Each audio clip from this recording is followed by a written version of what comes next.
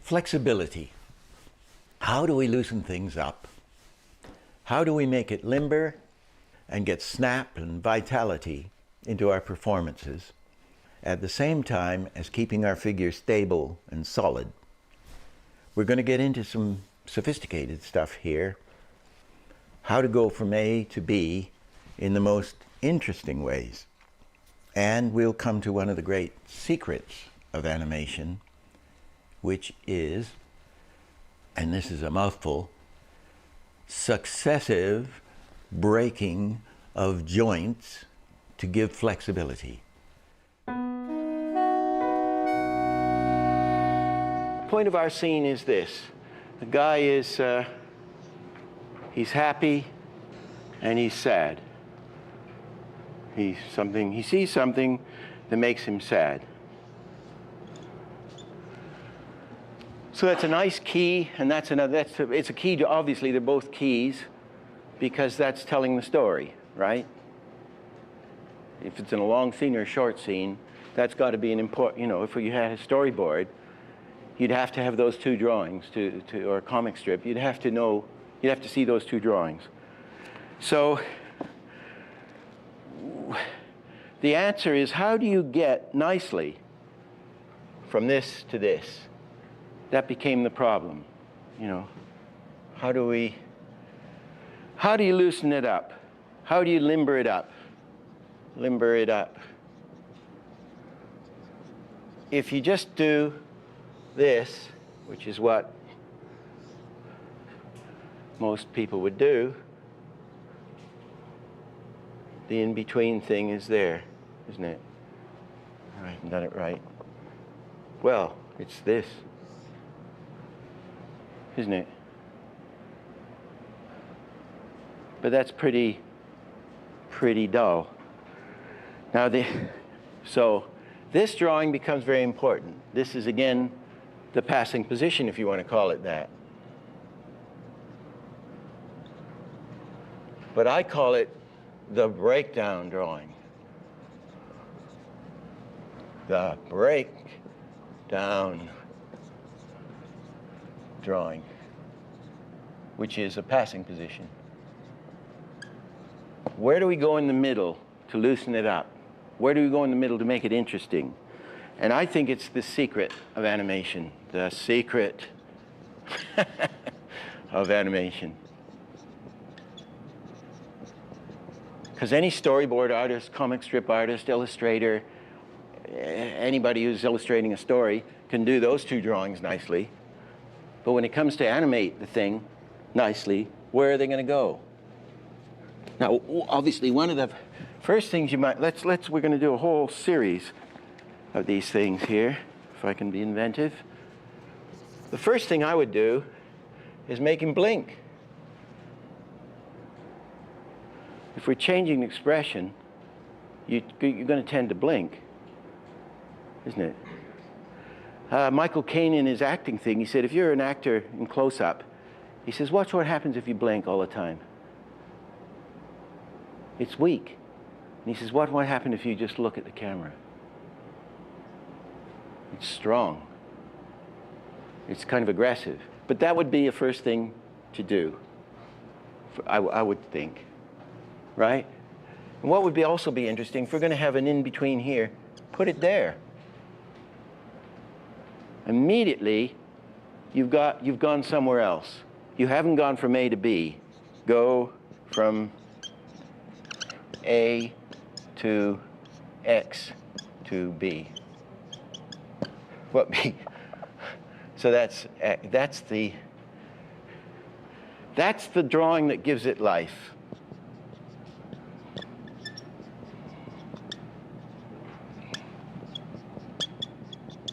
These are the drawings that tells the story.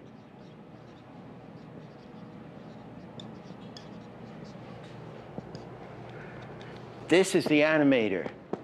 The animator lives in here, I say. That's where, and then of course, when you live in here and get good at this breakdown, doing an interesting breakdown, you get good at going from an interesting breakdown from here to here, and an interesting breakdown from there to there, and an interesting breakdown from that one to that one, and so on. And then you know when to lay off and just put in a straight in between. Extra move in something, or an interesting way of going from one thing to the other. Anyway, so let's just put another one in here. Let's do that. We're still just in between.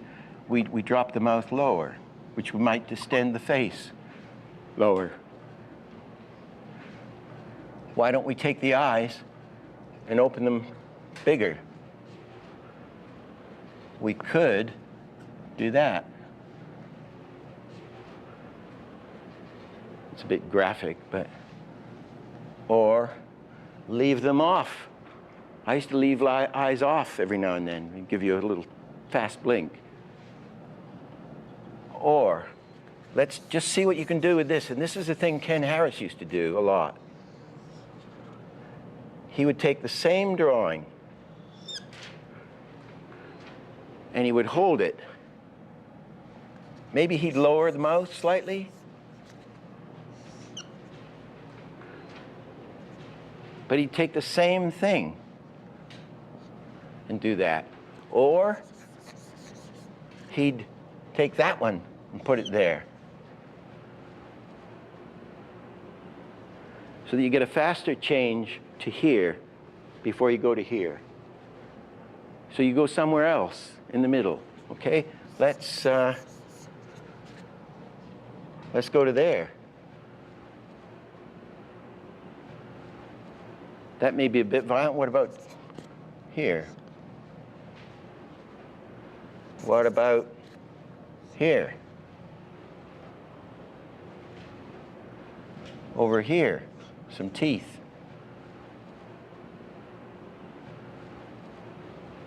You see what's happening? If the mouth went right up there, you'd get a compression on the face and the muscles here. You can see that one working. So you get a bigger change. Now somebody's going to say, is that an extreme? Or is that a key? Or is that a breakdown? Just say, it doesn't matter.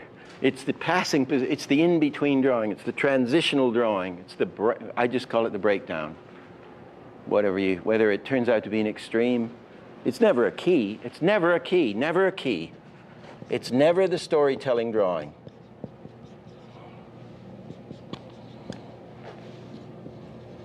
Let's do some more.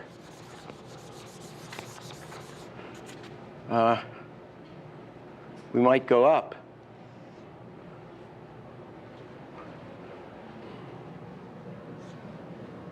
It's a little obscure. But you can get an awful lot of mileage in the subtle thing of just doing that. Putting the in-between, let's say this is a straight. Putting it there, but not here. So that it goes up and then down and falls down. Okay? And if that happened, you might get quite a compression in the face, which would already give you a change of shape before it went down again. Can't think of any more.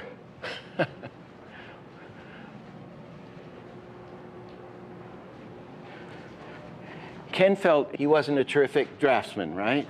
Although, I don't know if I've said this before, we're making the fox go from here to here. He felt insecure about his drawing because he only really started at age 37 or 36. And he went to a studio where they trained animators. You had to pay $5 a week to learn. So he was there a week, and he had such a flair for it. The guy said at the end of the week, he said, well, look, Ken, you're so good at this. You can come here and work next week and work for nothing. That was his promotion. And I said, well, that's about what I'm paying you, Ken. Anyway, Ken felt insecure about the drawing, although not insecure about the animation. And what he would do, say this was a nice drawing of the fox, and he's going to go down to here. Ken would take this drawing and he'd put it in the middle like that. Just like using this drawing, the same drawing there. And I said, gee, why are you doing that? And he said, well, it's a nice drawing. I want to keep the look of it. And that gave his work a great stability, which a fancy artist wouldn't think to do. So let's do it again this way. He would take this drawing and he'd put that in the middle. Well, what he's doing is a very interesting breakdown here.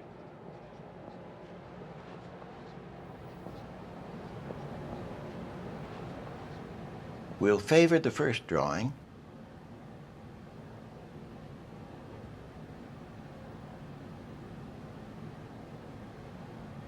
And now we'll favor the last drawing.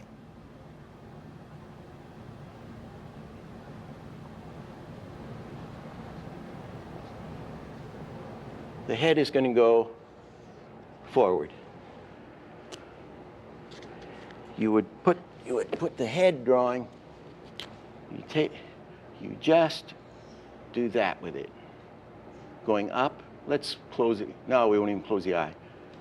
See what I mean? You then get, somehow, I don't know how to shade it in, you get more bang for the buck, more change. Let's do it the other way. Going from there, same thing.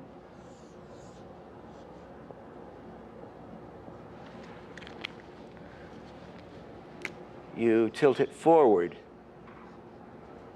The thing is, instead of doing a sort of boring movement from here to here, A to B, we go B. See what I mean? And it can be very subtle. Just, wait a minute. That's just with a little one, or going up. Okay? Or very broad. But it gives you more life in the middle. So let's put the breakdown here. Again, it gives us more action within the move. or put it here. Again, it gives us more action within the action. If we put the breakdown in the middle, it works, but it's kind of boring.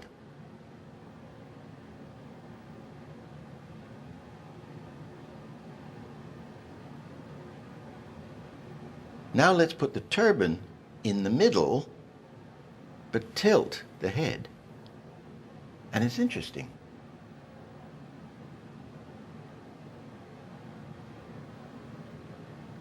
We progress this Hollywood mouse head and body forward, then we continue it forward, but tilt it down, and then pull back, tilting down a little bit more. And we get a really nice mouth.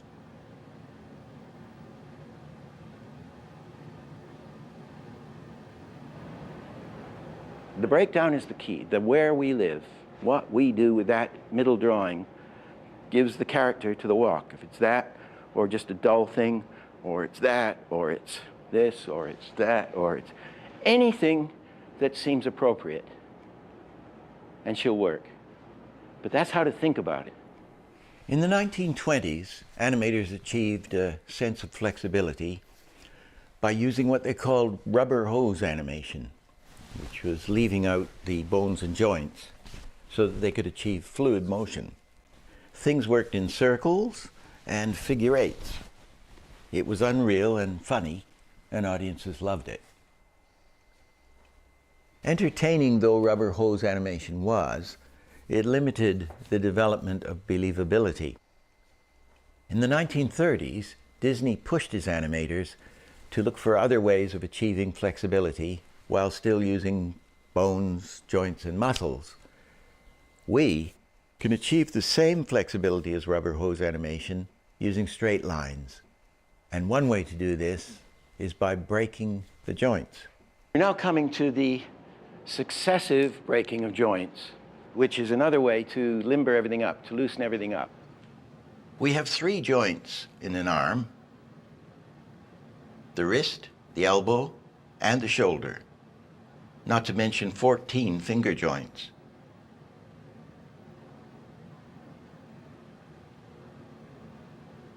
Now if we do this, we've broken the elbow joint. Now let's break the wrist. Now let's break the elbow joint in the opposite direction. Next, break the wrist in the opposite direction. Now, straighten the arm and then relax the hand. We break the joints one at a time. If all the joints do not break at the same time,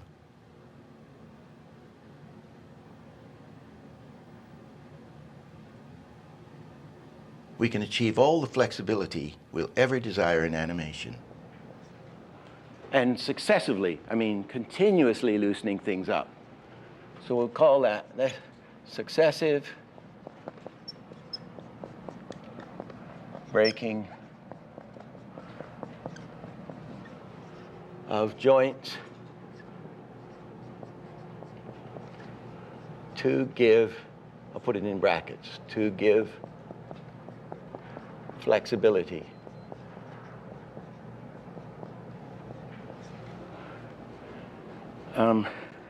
So we're just going to go into the successive thing. If we have a guy here,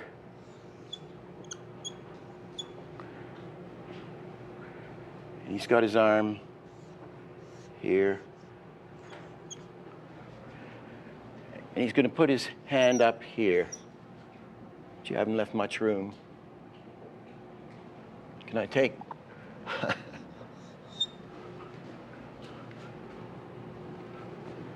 Okay? Obviously, we're now going to do the breakdown, or middle position, or passing position. And maybe there's a bit of drag there. If we put it there, it's going to be awfully dead, isn't it? It's awfully bad.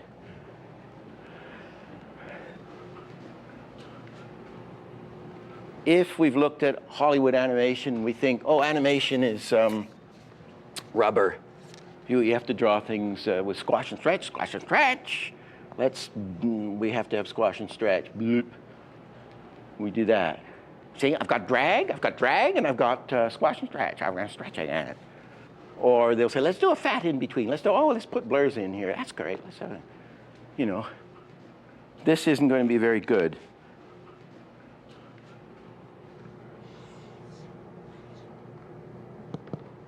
So he's got a long way to go to get up there. And he's going to come from same place, down here. Okay. Let's put the middle drawing in, I guess in color.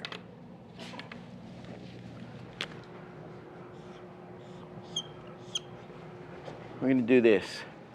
Now, we don't have to break the elbow. We don't have to physically break the elbow with a hammer, and of course we'll drag the hand. Okay, there's your breakdown. Middle position. Now we put the other ones in.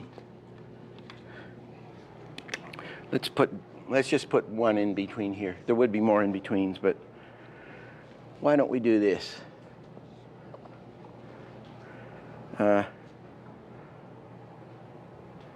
Might drag that a little. Okay, so we've got this. We're then going to here, and we're going to here. Okay. The middle one here, the next one, I would take the elbow up to there. It's already arrived, and we break the joint, even though we don't break the arm. I'm trying to draw these things kind of in straight lines. Okay? And then when we get to the top, put this in a different color. The next I would have the thing has already arrived there, but the hand is just coming up. So you see what's happening, isn't it? You're getting more change. So we break the elbow joint.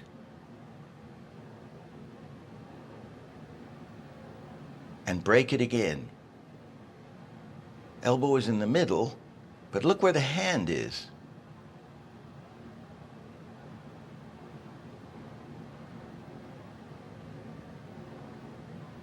Now we'll have the elbow arrive first. Much better. And we make the wrist arrive before the hand.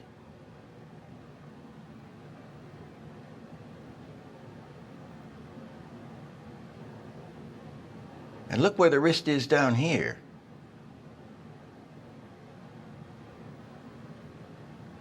Now we've really got something. We're getting curves using straight lines. Let's do it going down where I'd put it here. And we drag the hand. We have smashed the joint there, haven't we? Does it work? No, yeah, it's all right.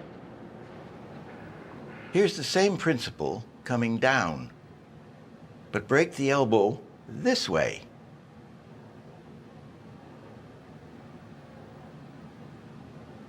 Now let's put the wrist here, and we'll have the arm and wrist arrive before the hand.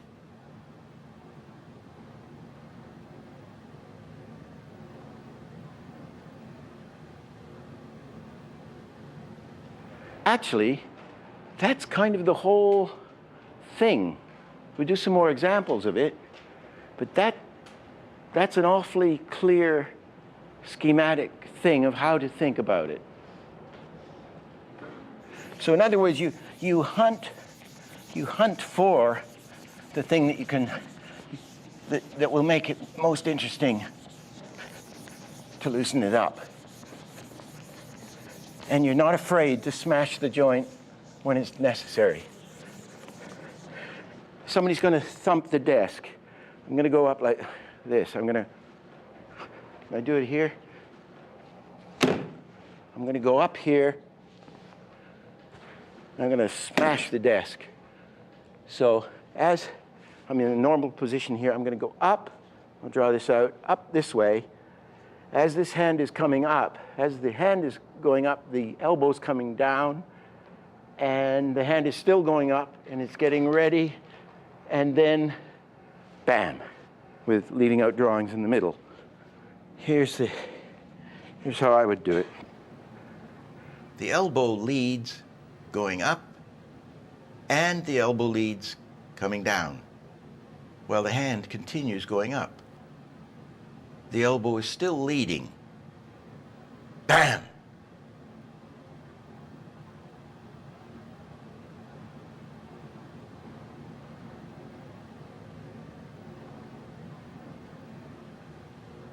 I would even do this to get, instead of just going bam, I would go bum, bum. So a frame before that one, I'd hit with the elbow. I'd try that anyway. It might be a little, it'll make it a little weaker, a hit, slightly weaker, but it'll give you a double hit. Dunk-a-dunk. It's like the bouncing ball, getting the contact, one bit and then another. It's a frame later, so you're not going to see it. Ba-dump. You're just going to feel it.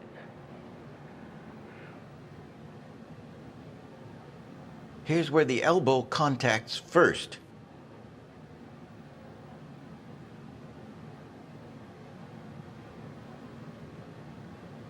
Kabam! Kabam! Kabam! I got two more examples of breaking of joints, and then successive breaking of joints, and I think we got it. I'm going to draw my way right across here.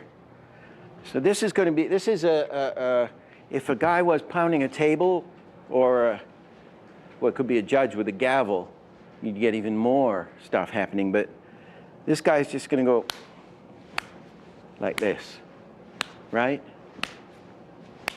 What's happening is we go up, again, it's the same thing as hitting the table, and it's coming down, and then pop, and then up again. So you just start here. Here he is. Okay. Got his hand ready to bash it.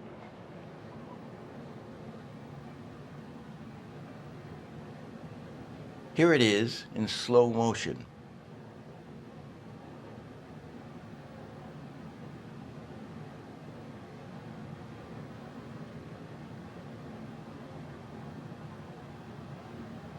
And at speed.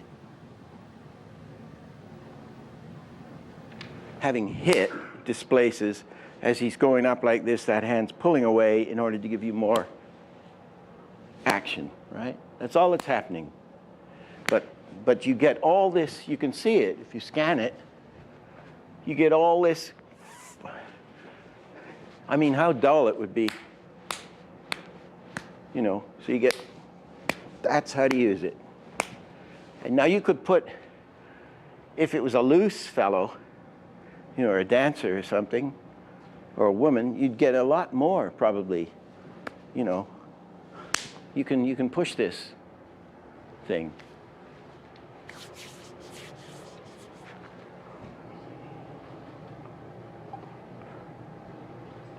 If you have a drummer, give him an elbow, and that's his hand.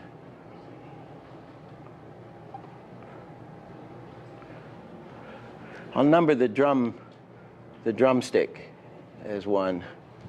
Okay. Now do each one of these in a different color.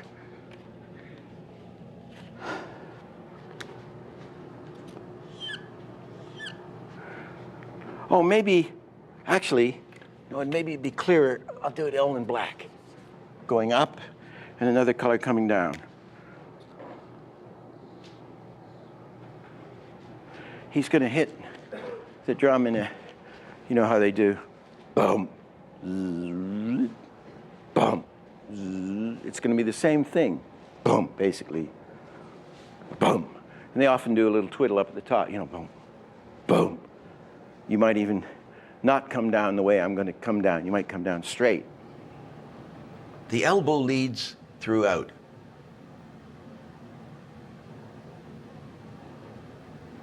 Break the joint.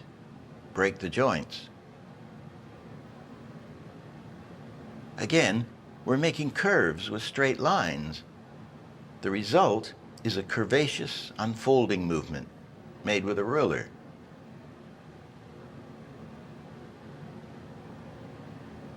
And it's more or less working in a figure 8.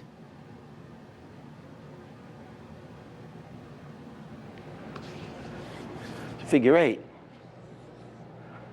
which are always beautiful to watch. Ward Kimball, in a lot of his animation, makes tremendous use of figure 8s. Consciously, they use figure,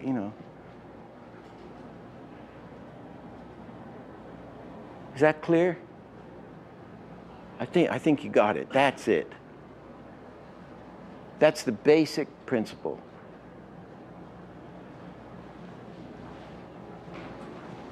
Bam, bam, bam. And of course it can be bam, bam, bam, bam, whatever they do. The problem with doing these little formulas and things is that we haven't got to talk about the difference between things and people, isn't it yet? And these are cliche formulas or ways of thinking or ways of structuring your mind to go at the problem, but everybody's different. Everybody's going to beat the drum in a different way. And everything is different.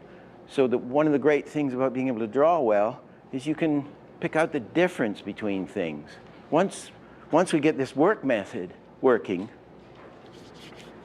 and the system into your blood, then you start doing what's the difference between light and heavy, fat, thin, large, small, round, flat,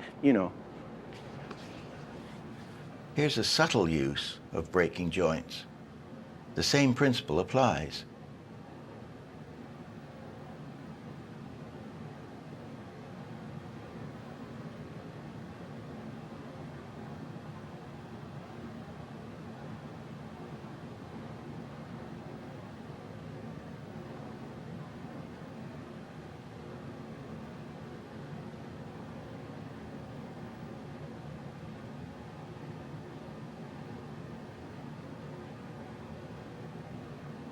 You can apply this endlessly.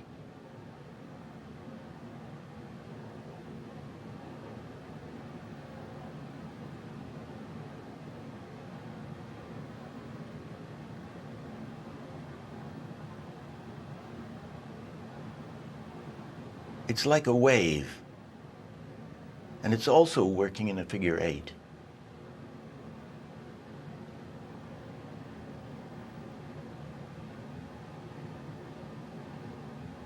Here's a hand hitting a table. Once again, the elbow leads, going up.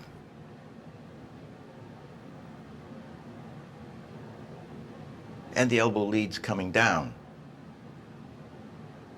We've got 3 hits: elbow, arm, fingers.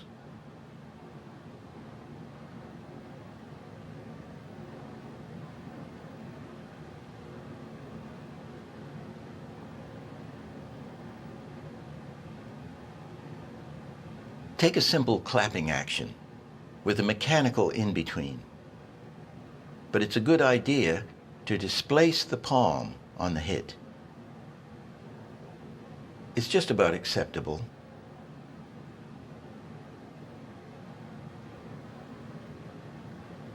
But now, let's break the joints, delaying the hand and leading with the wrist.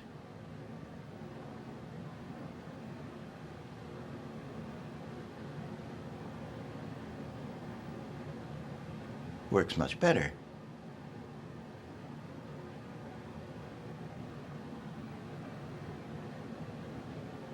This will work with tiny actions, using straight in-betweens.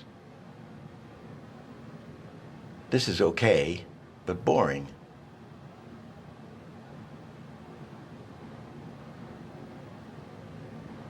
But even in a little thing like this, we can get flexibility.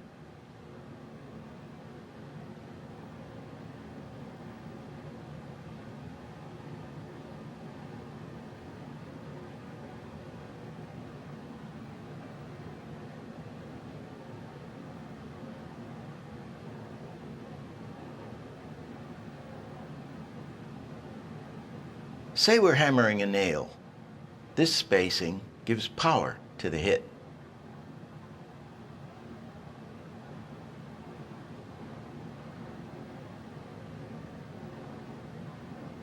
But to add some more snap to the wrist, we'll have the wrist arrive, but delay the hand.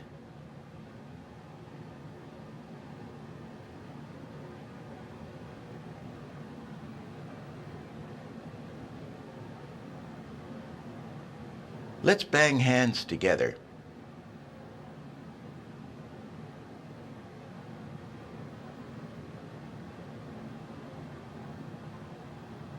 This is okay.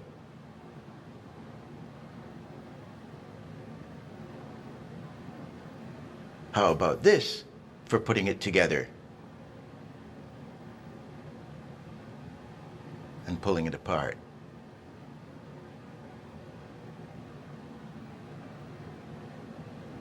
Wrists hit first,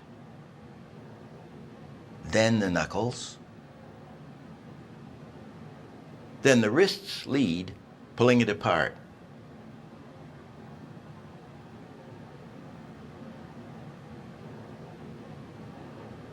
And the conclusion is that it is much more limber. When I was learning about breaking joints, I did an exercise to try out the principles. It came out pretty well, and it shows the work method that we use to get a fluid result. Here's my original sketch. The idea is to do a front view of a female swaying side to side, have her hips work in a figure 8, and have her head counter her body. Then have her hands work independently and break the joints. So what do we do first? Answer, the key. Drawing number 1, the one that tells the story. What do we do next? Obviously, the opposite extreme. Say she takes half a second to sway over, 12 frames. So let's call this drawing number 13.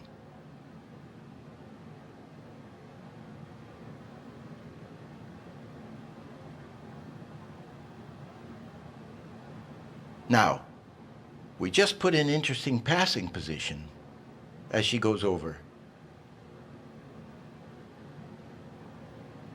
And we'll have her hips favor number 13.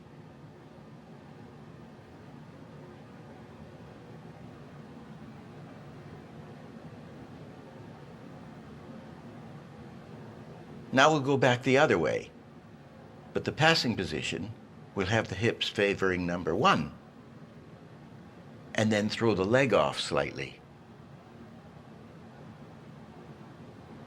Now we'll have the basis for a cycle.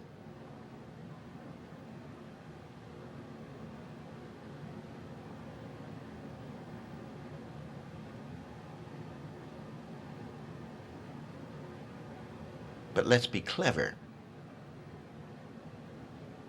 Put in another extreme next to number 1, pushing her further over.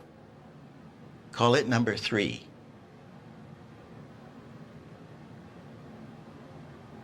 And now, do the same thing next to number 13, pushing her further over that side. And call it number 15.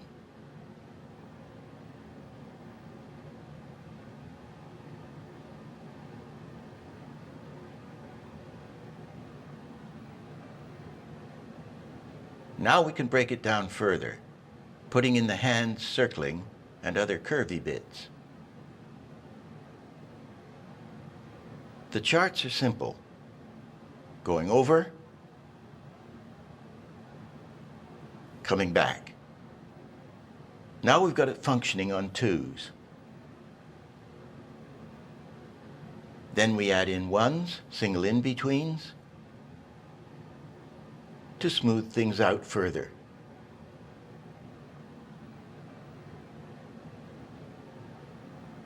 And we're done.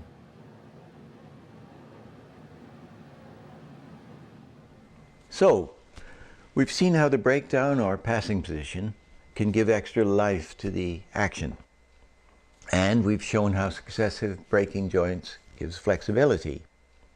Next, we'll be looking at overlapping action, which is often misunderstood. And we'll see how to create the illusion of weight.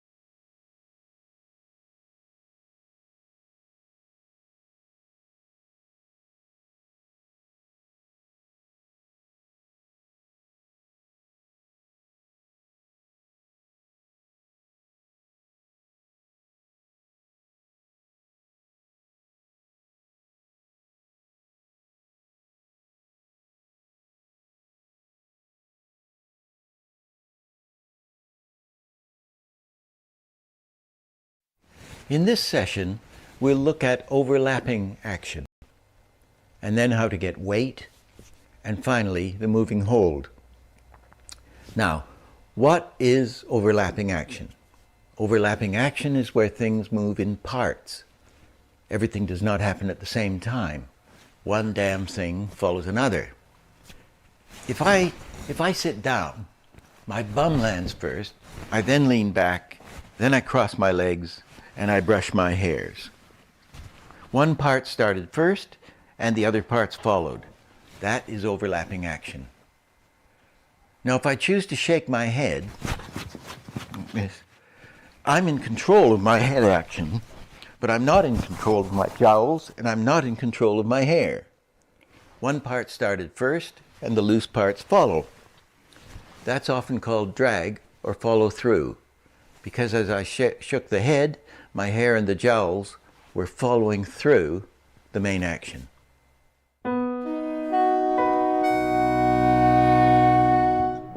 Overlapping action is one thing at a time.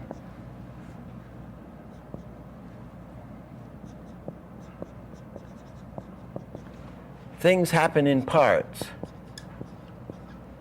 or things move in parts. Move in parts. Not everything happens at once is a negative formulation. Not everything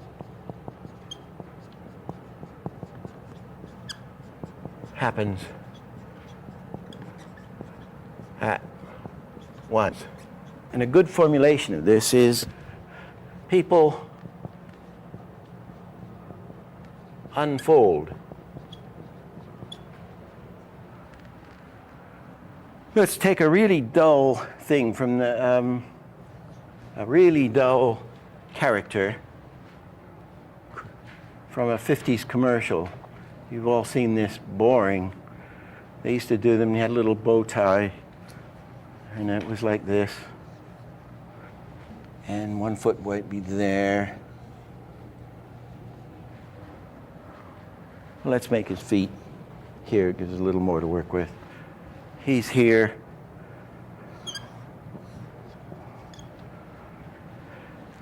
And you're stuck with turning that, say, to the front. Let's give it a little bit of interest, not much.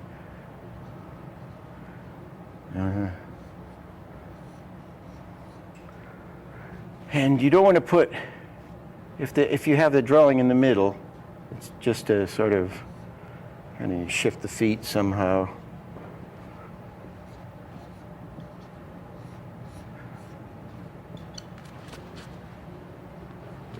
Whoops.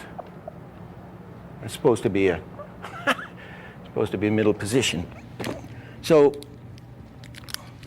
you've got this very dull thing, dull design, dull idea, and it's in a commercial or it's in a bad film, and this vanilla creature standing, it turns to the front, you know. Buy Lux toilet soap. Isn't it? It's absolutely going to the letter of the law, and we just proceed in a very boring manner through the procedure, right? So the interesting to do that in an interesting way, we move apart, one part. Things move in parts, one part at a time, one part at a time. So let's turn his head forward. And we do what Ken Harris would do. Just that drawing. Immediately, it's interesting. We put this drawing exactly the same.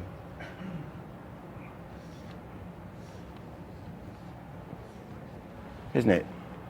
Immediately, it has some interest.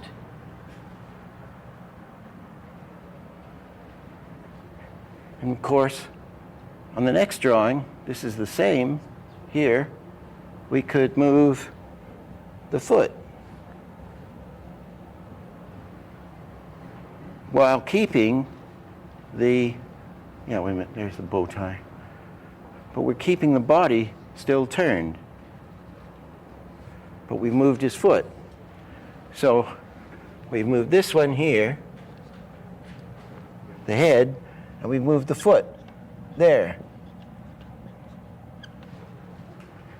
And then on the last one, we've moved the body. Body, move, body, move.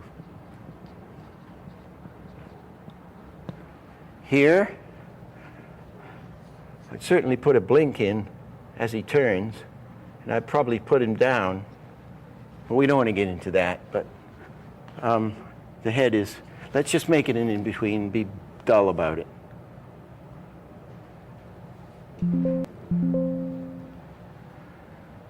I think I've done it all. What do we got? We've got the head. We could shift the weight.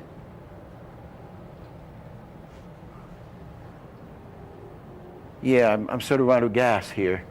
We can move the head separately. Then what do we got? The foot.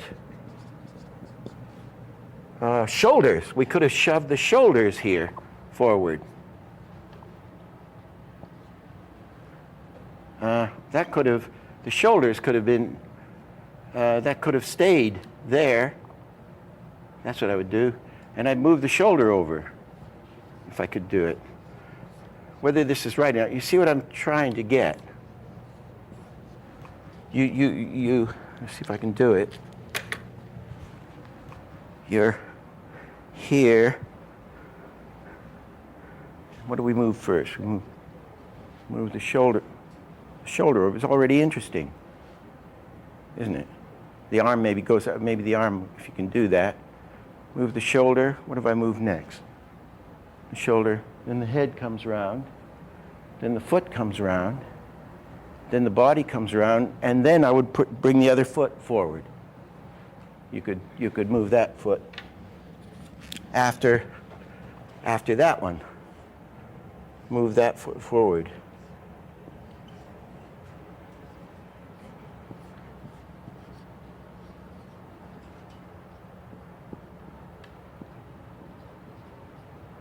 So that is that.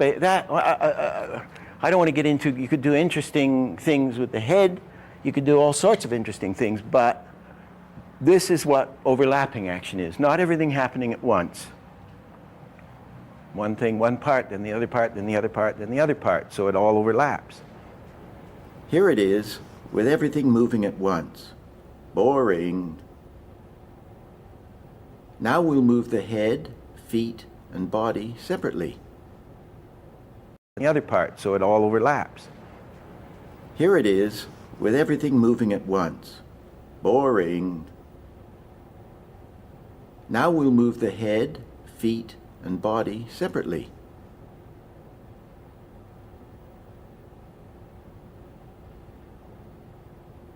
Now let's do the same thing, but add a blink.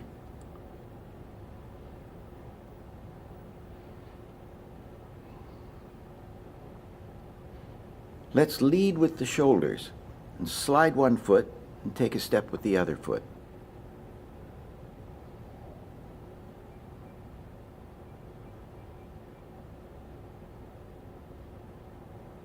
Let's do the same, but add a hip movement.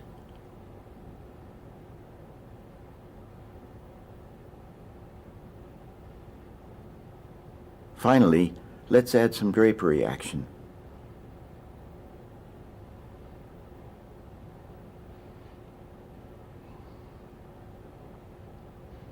We have all this stuff to work with. The head, shoulders, chest, arms, pelvis, drapery, the legs, and the feet. One thing following another. This is what's called overlapping action. Now we're going to use overlapping action with a face. If we just go from A to B, it works, but it's crude.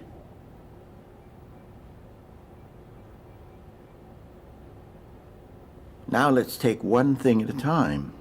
The eye expands, the nose squashes, the mouth drops, and hair rises. One thing follows another.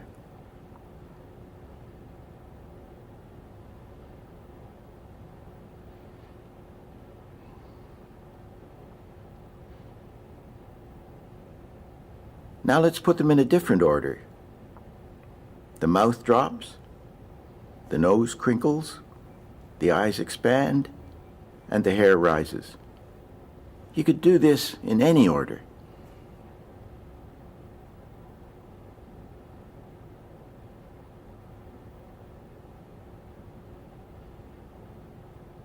Start from a squint. The eye opens first, the nose straightens out, the jaw falls, and the mouth opens.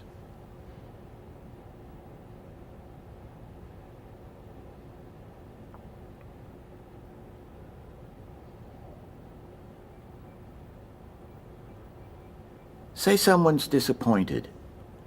The eye goes first, then the mouth drops. The eyebrow reverses, the brow furrows, and the chin goes in.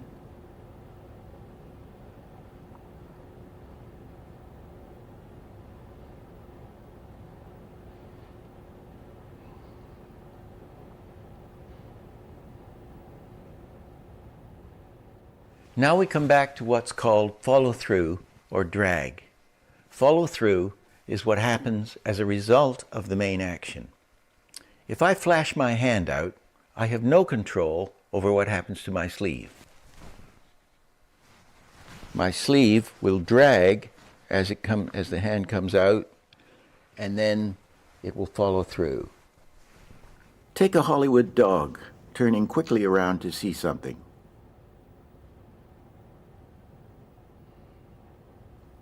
One thing follows another. The jowls drag during the turn.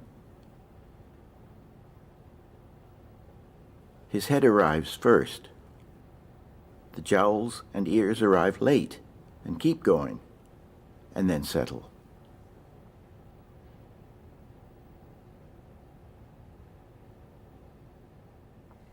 There'll be more on this later, but now we're going to tackle weight. How we give the illusion of weight. The very first question I ever asked Milt Kahl was, how did you ever get that Jungle Book tiger to weigh so much? He said, well, I know where the weight is on every drawing. I know where the weight is at any given moment on the character. I know where the weight is and where it's coming from and where it's just traveling over and where the weight is transferring to. That's it. Okay, let's get into weight. Weight, how to get weight.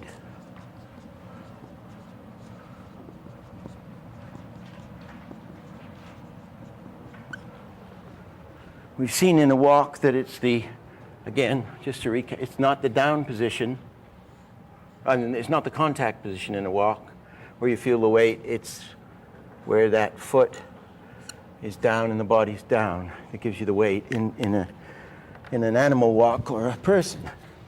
How do we get real weight? If a guy, we're going to have this guy, it's a big rock. There's a man going to try to pick up this rock. Make it a little taller.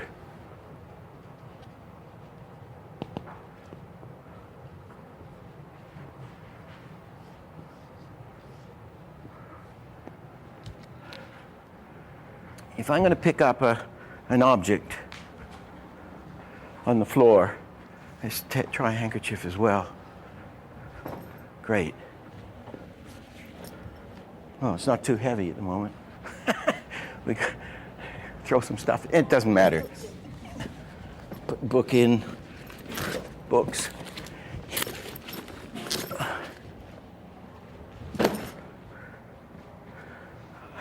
If we learn an awful lot about weight, and pantomimes are great for this. You know, they know how to do it with imaginary stuff. What you do, obviously, I'm going to pick up this pen. All I'm doing to prepare is just, I'm more worried about my pant leg than I am about the object I'm picking up, because it's ridiculous, you know. I'm going to do a drawing, blah, blah, blah. There's no weight in this thing. And you can tell there's no weight in it by the way look. You know, before I've touched it, that it's light. Don't you? And if I go and pick up the handkerchief, I mean, you really know it's light. Well, I just pick it up, you know. So, how do I do it? You know that doesn't weigh anything.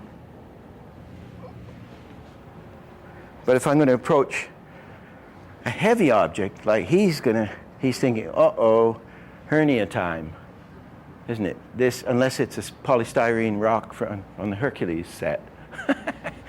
You know, if it's a rock, he's thinking, oh my God, what am I going to do about that? So I'm going to pick this up a little more gingerly, isn't it?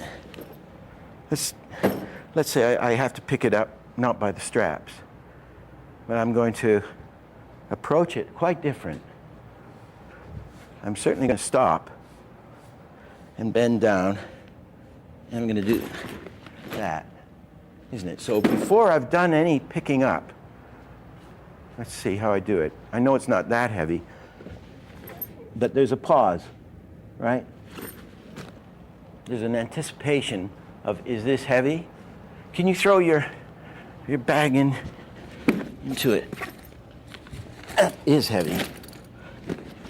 I gotta pick up this. Already it looks heavier, isn't it? Let's see if I'm doing it naturally.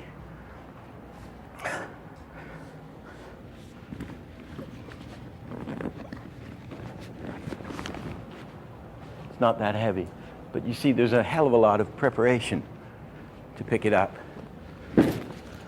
So this guy, I have to draw him down a little further to get this.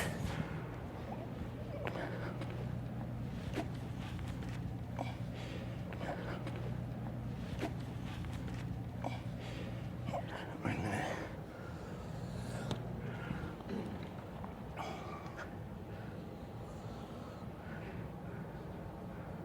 If he just stood there and you went like this, like I did with the bag, from here, you know that's not very heavy. That's got to be a polystyrene thing.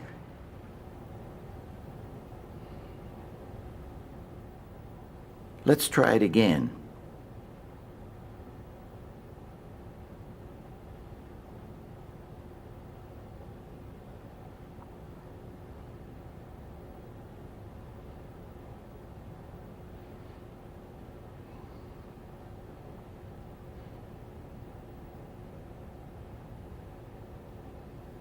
The action tells us how heavy it is. We always want to get something that's opposite to where you're going to go. Okay? Just do a little scribble here. Milt Kahl always said, he said, if I've got a woman who is going to sit on a, where is she? She's going to sit down. Here she is. She's say she's got her hand back here. She's going to sit on this hard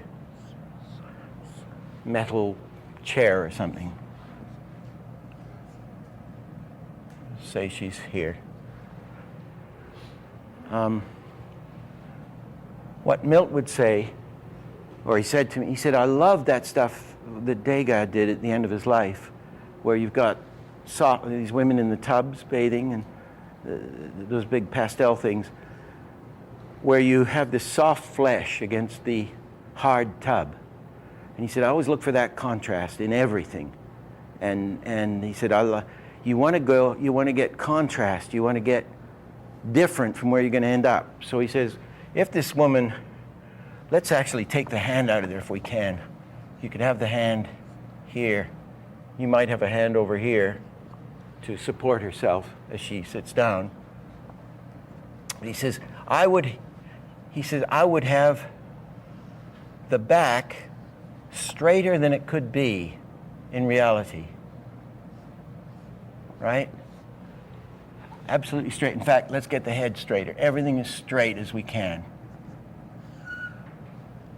Ruler.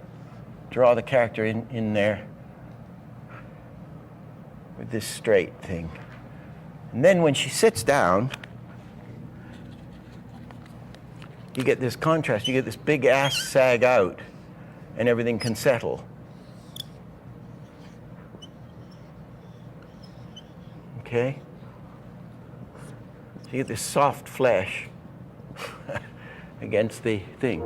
So you get the contrast of the straight to the curve. Have her back a lot straighter than it would naturally be, so that we get a nice soft butt sag out. This gives us a bigger change. So we look for contrast in things. Now, this guy, he's worried. He's going to have he's going to have, what is that, convex back? Is that convex, right. Slightly convex back. And he's going to bend down. He's probably, to pick up this thing, he's going to get his head down there, his shoulder down. He's going to be very convex. And he's going to get his legs as far as he can underneath of this. You see how, and the hands are there.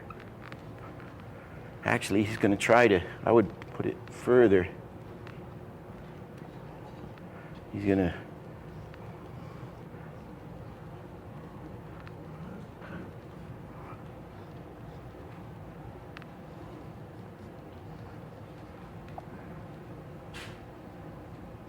he knows he's going to pop something if he doesn't get it right. So he's going to try to fit himself over this giant rock. He's going to try to get his feet. He's going to do all this in anticipation. And then he's going to lift this goddamn thing up here. And watch what's happening to the back. It's going to go concave as I try to get this weight back. My back is concave. And then it's stay concave. And I'm going to straighten up now that I've got it. He's going to size up what it might weigh.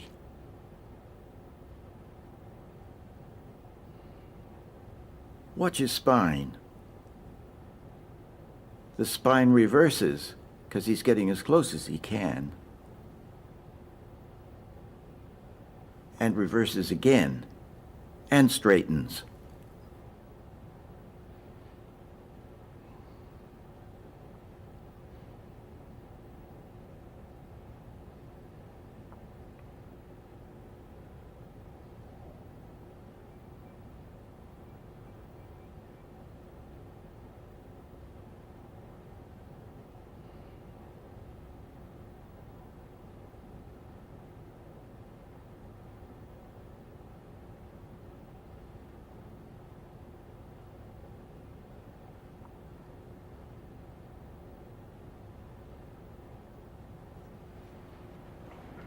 So there's one other thing.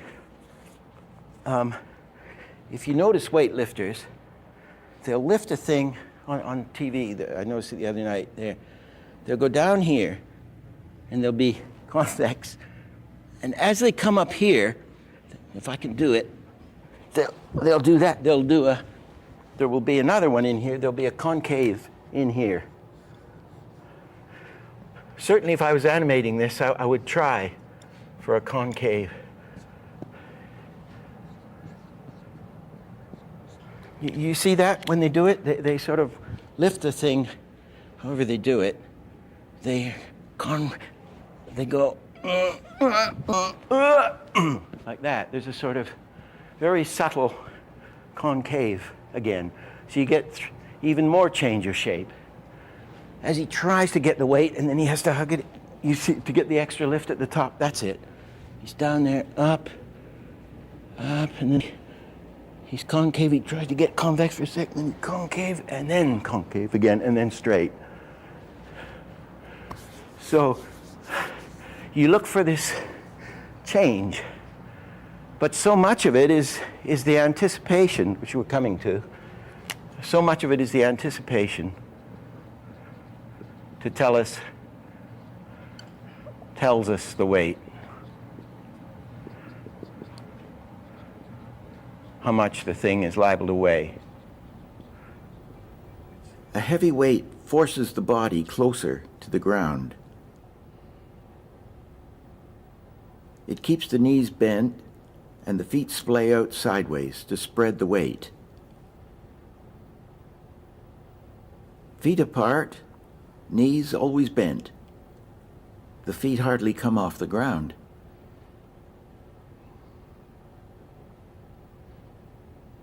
This guy's carrying a very heavy rock.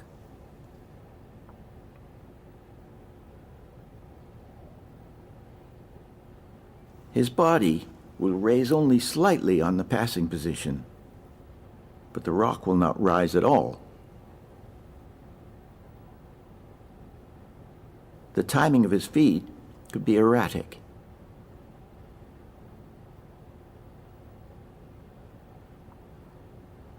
Even for a normal walk, to get a feeling of weight, keep the heel flat on the ground until the last possible moment.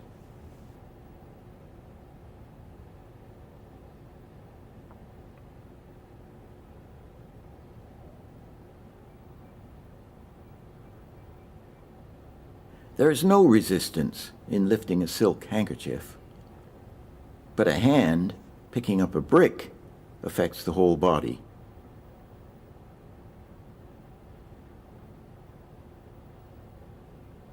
The weight of the brick straightens the arm and pulls the shoulder down.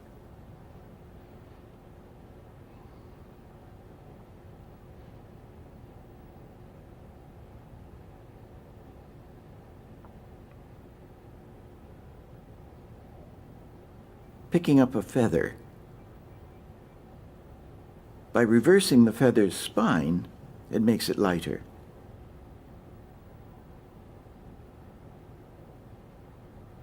A silk hanky catches the air as it falls.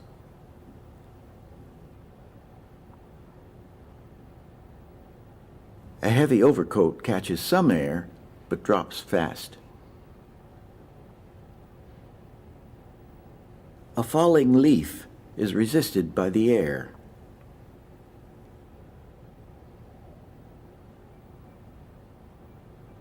And so is a sheet of paper.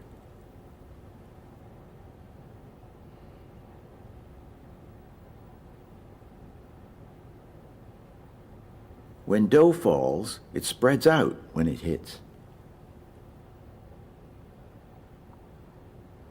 And a ball of mud spreads out faster when it hits.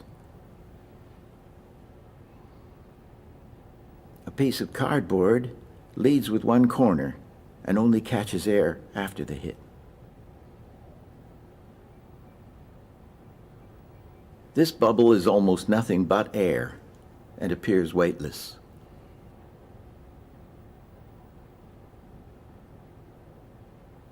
Here are some of our bouncing balls again. They're just circles drawn on paper. It's the spacing that gives them the illusion of weight. The same principles apply to any bouncing object. Obviously, a balloon offers no resistance, but a wall certainly does. Coming to a stop is part of weight. As the master Milt Kahl says, stopping things convincingly is one of the difficult things to do in animation. If we got a thing in motion and we want to stop it, it'll want to keep going, or parts of it will want to keep going. And how we stop it will show how much it weighs. We're going to slide from a run to a walk. Watch the spine. It reverses again and again.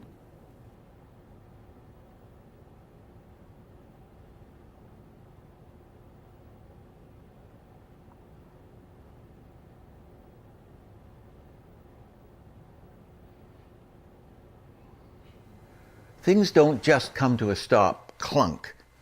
The speed and the weight of an action will determine how it comes to a stop, and in what order things come to a stop. A person may come to a stop, but their drapery will continue on. Again, this is known in the craft as follow-through. Follow-through is the result of the main action. The man stops, but the material keeps going and settles.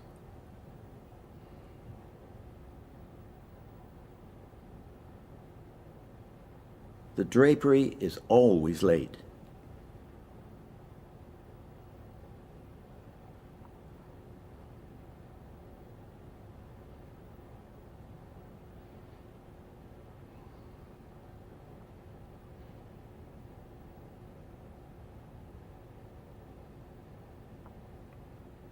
Whatever was in motion will try to keep on going.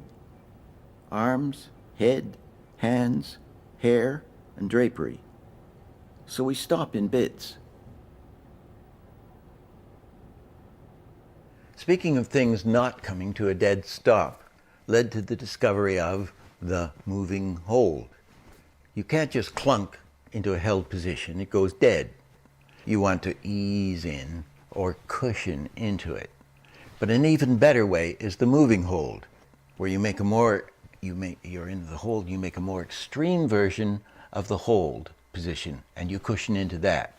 You go past the first held position, cushioning into its more extreme version. Let's take a basic golf swing. We have 4 extreme positions, and here they are.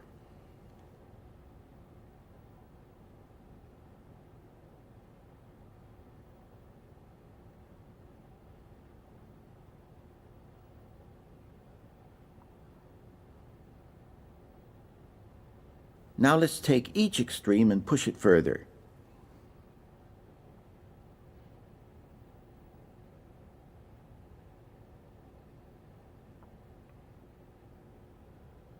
This strengthens the action and is called a moving hold.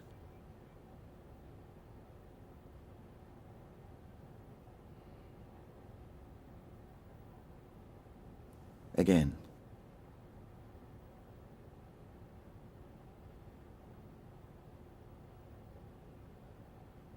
This magician pulls back into a hold.